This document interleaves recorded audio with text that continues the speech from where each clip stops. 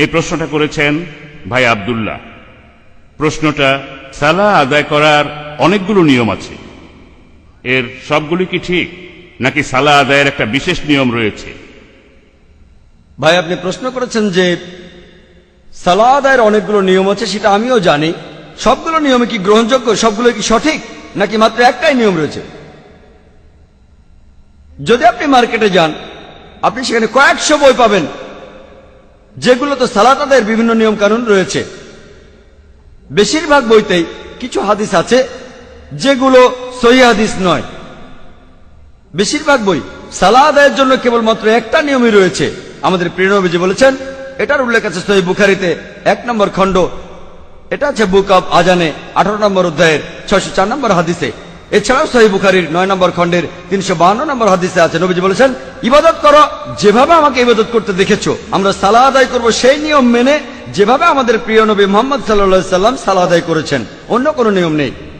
তাহলে সালার বিভিন্ন গুরুত্বপূর্ণ নিয়মগুলো, যেমন কিভাবে হাত বাঁধতে হবে, রুকুতে যেতে হবে, সিজদা দিতে হবে, শরীরের বিভিন্ন অঙ্গভঙ্গি, এসব ব্যাপারে মাত্র একটাই নিয়ম আছে, একটাই পদ্ধতি। আর সহিহ হাদিসে এই নিয়মগুলো উল্লেখ করা হয়েছে। সালাতের কিছু কিছু ব্যাপারে এই নিয়মগুলো কিছুটা শিথিল। যেমন ধরুন, আমরা রুকুতে যেটা পড়ি, সহিহ হাদিস বলছে, কখনো কখনো নবীজি বলেছেন সুবহান রাব্বিয়াল আযীম, অর্থাৎ সমস্ত প্রশংসা আল্লাহর যিনি সুমহান। আবার কখনো তিনি বলেছেন সুবহান রাব্বিয়াল আযীম ওয়া বিহামদিকা, অর্থাৎ সমস্ত প্রশংসা আল্লাহর যিনি সুমহান, সমস্ত প্রশংসা তার। তাহলে এমন কিছু কিছু দোয়ার ব্যাপারে নিয়মের শিথিলতা আছে যেগুলো আমাদের নবীজি পড়েছেন রুকুর সময়, সিজদার সময়। যেমন ধরুন, ভিতরের সালাতের সময় বেজোড় রাকাতে সালাত আদায় করতে হয়, সেটা নির্দেশ। নবীজি কখনো পড়েছেন 1 রাকাত, কখনো 5 রাকাত বা 7 রাকাত, বেশিরভাগ সময় 3 রাকাত। তাহলে এমন কিছু ব্যাপারে শিথিলতা আছে।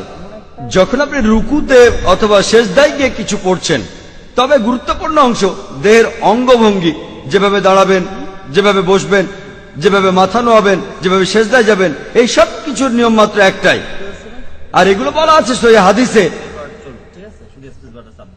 এখানে আমি যে বইটার কথা বলতে পারি, বইটা মার্কেটে পাবেন, আর এই বইটা খুবই সংক্ষিপ্ত, খুবই ছোট। এখানে আপনারা পাবেন সহিহ হাদিস। এই বইটার নাম দ্য গাইড টু সালাহ, লিখেছেন এম এ সাকিব। আপনাদের যদি বেশি সময় থাকে আর বিস্তারিতভাবে জানতে চান, আরেকটা বইতে এগুলো বিস্তারিত লেখা আছে যে কিভাবে সেজদায় যাবেন, কোন অঙ্গ প্রথমে মাটি স্পর্শ করবে, কিভাবে উঠে দাঁড়াবেন, এই সব কিছুই বিস্তারিত জানতে পড়ুন the prayer of the prophet.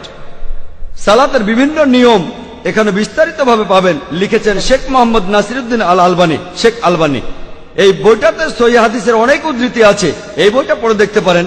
তবে আপনার প্রশ্নের উত্তরটা হলো যে সালাহ আদায়ের সময় এই গুরুত্বপূর্ণ অংশগুলো, সেগুলোর নিয়ম মাত্র একটাই। আপনারা যদি বইগুলো পড়তে চান তাহলে যোগাযোগ করুন আমাদের ইসলামিক রিসার্চ ফাউন্ডেশনের লাইব্রেরিতে, সেখানে এই বইগুলো আপনারা পাবেন।